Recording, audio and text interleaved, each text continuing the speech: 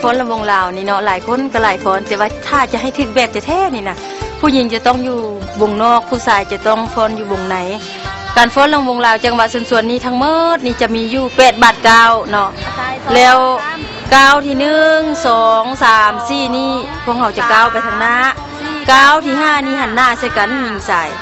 ก้าวที่6 7 8มันครึ่งย่ำครึ่งถอยแล้ววันนี้ส่วนว่ามือนี่แม่นทำอิดแล้วแม่นผู้หญิงมือขวาจีบหงายไว้เพียงแอวผู้ชายมือซ้ายจีบหงายไว้เพียงแอวส่วนมือซ้ายของหญิงยกขึ้นสูงเพียงคิ้วและมือขวาของซ้ายยกขึ้นสูงเพียงหน้าผากการฟ้อนเปลี่ยนมือแต่ละครั้งนั้นหมายความว่าเฮาก้าวขาได้4ก้าวใดมันเปลี่ยนมือต่ำเป็นมือสู